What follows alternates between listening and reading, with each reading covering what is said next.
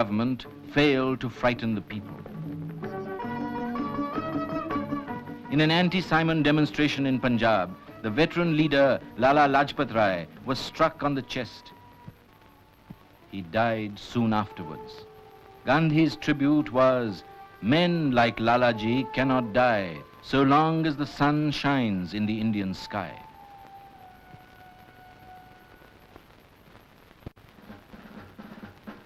The Calcutta Congress was held in December 1928 under the presidentship of Motilal Nehru.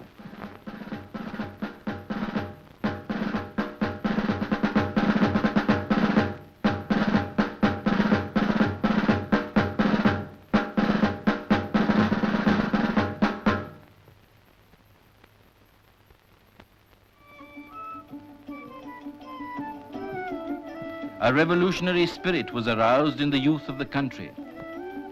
A controversy raged around dominion status and independence.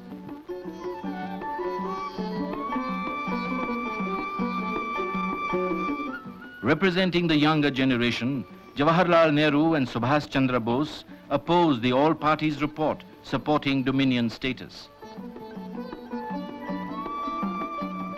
Effecting a compromise, Gandhi moved a resolution that gave a year's grace to the government for granting dominion status and warned, in the event of its non-acceptance by December 31st, 1929, the Congress will declare complete independence as its goal.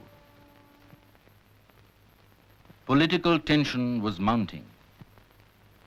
A rude awakening came on April 8th when Bhagat Singh and Batukeshwar Dutt dropped 2 bombs in the Central Assembly as a protest on behalf of those who had no other means left to give expression to their heart-rending agony.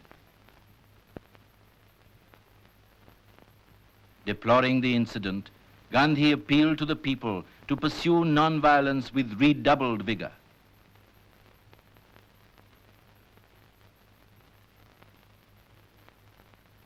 Gandhi's epoch-making autobiography, His Experiments with Truth till 1920, appeared in 2 volumes. "My life from this point onwards," argued he, "has been so public that there is hardly anything that the people do not know about it."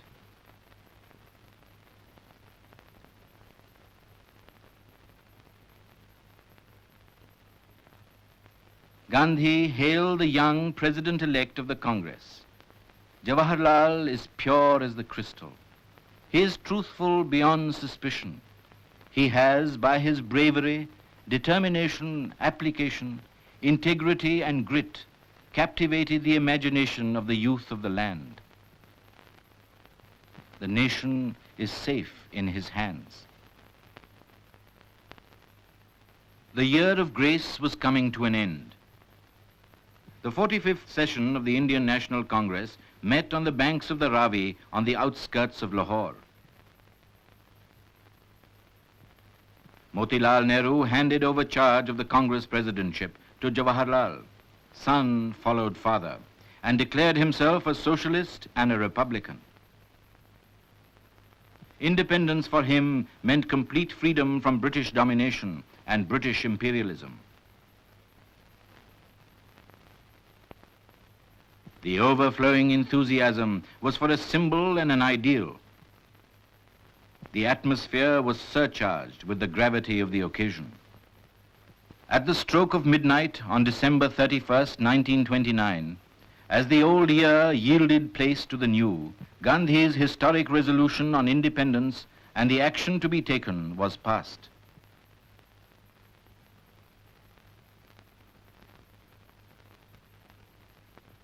The flag of Indian independence was unfurled amidst deafening shouts of "Inqilab Zindabad," "Long live revolution." India's cry for independence resounded all over the world. To give a start to the campaign, January 26, 1930 was observed as Independence Day.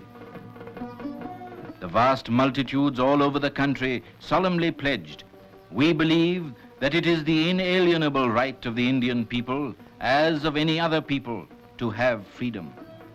We hold it to be a crime against man and God to submit any longer to a rule that has caused disaster to our country.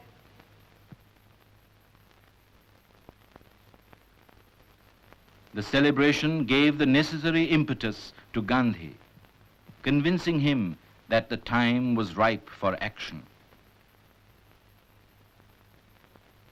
He published an 11-point manifesto stressing that total prohibition, reduction of the land revenue, and the military expenditure, and the abolition of the salt tax were the vital needs of the people. Next to air and water, salt is perhaps the greatest necessity of life, wrote Gandhi. In a letter to the Viceroy, he announced his intention: if my letter makes no appeal to your heart, on the 11th day of this month, I shall proceed to disregard the provisions of the salt law. As the independence movement is essentially for the poorest in the land, the beginning will be made with this evil. On receiving a no from the Viceroy, Gandhi exclaimed, "On bended knees I asked for bread, and I received stone instead."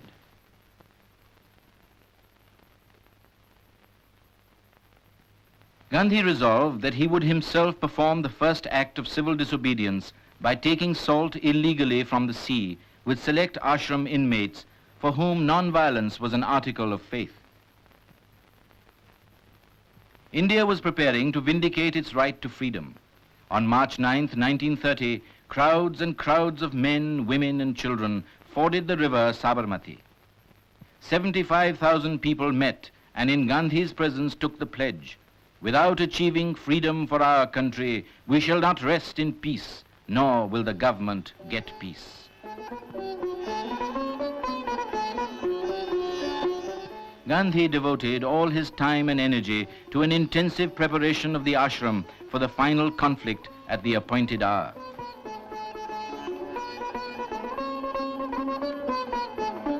Everyone was on the tiptoe of expectation.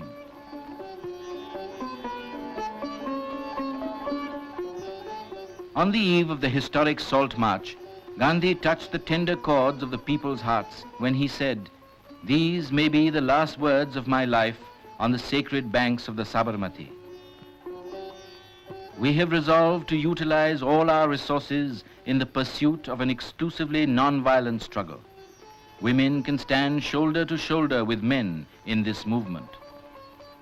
Hoping that the stream of civil resistors would flow unbroken, he gave instruction: after I have broken the law wherever possible, civil disobedience of salt laws should be started by manufacturing, purchasing, and selling contraband salt.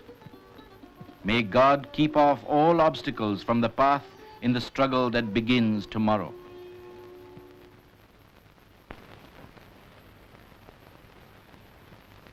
On March 12th, with the coming of daylight, India's soul was awake.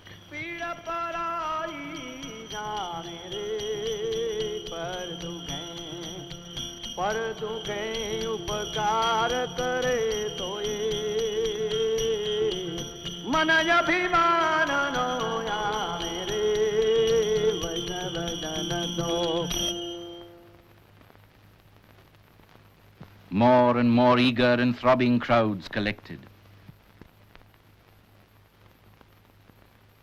Prayers having been sung, the pilgrim was ready to make the great beginning of the great movement. The long-awaited hour arrived, and he was there.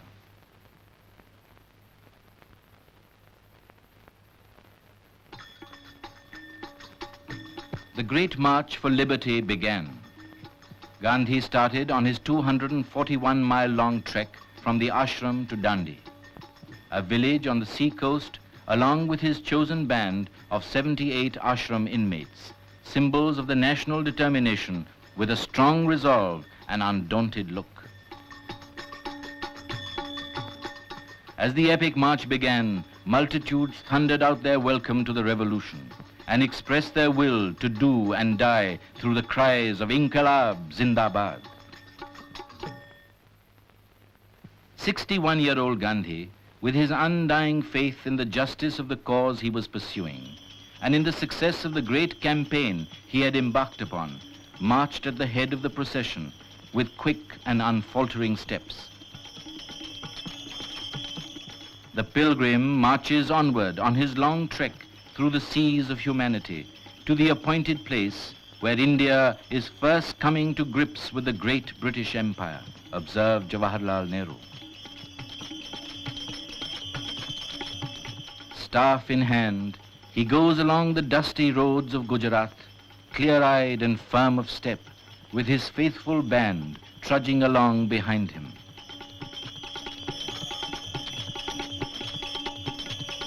Many a journey he has undertaken in the past, many a weary road traversed, but longer than any that have gone before is this last journey of his, and many are the obstacles in his way.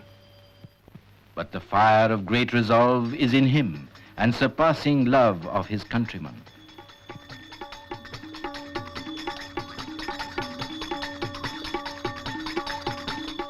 None that passes him can escape the spell, and men of common clay feel the spark of life. It is a long journey, for the goal is the independence of India and the ending of the exploitation of her millions.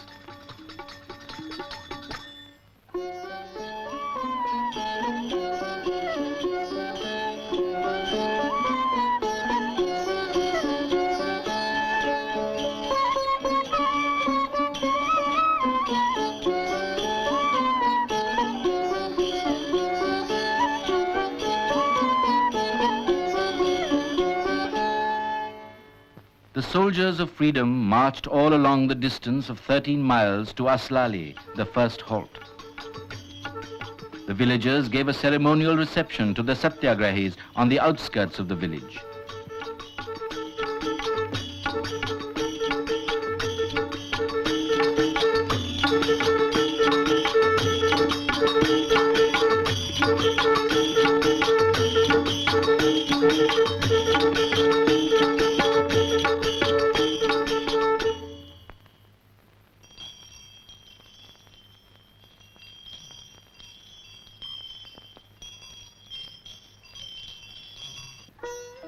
After the day's march through heat and dust, Gandhi and his followers entered the village Dharamshala for the night's rest.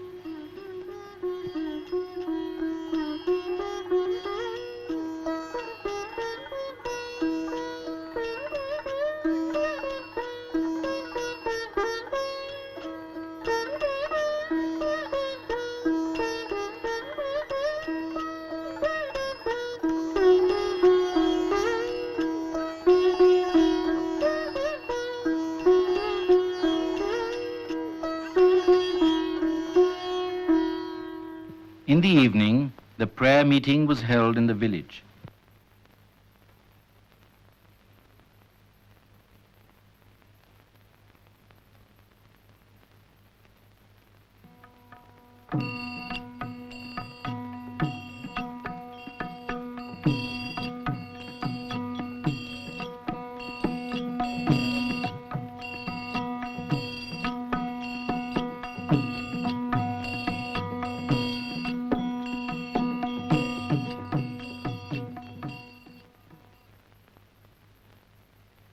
Gandhi explained his mission.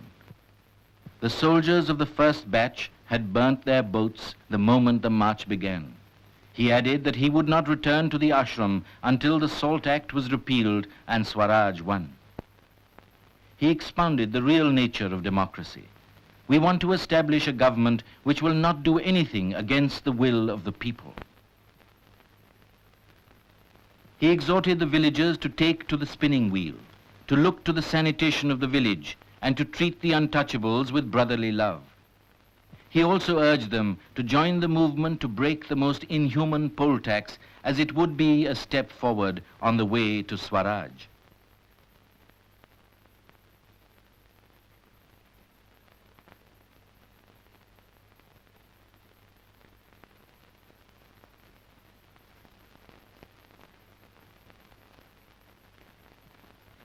Next morning, the people of Aslali saw Gandhi stride away with his pilgrim band to the next stage in the journey.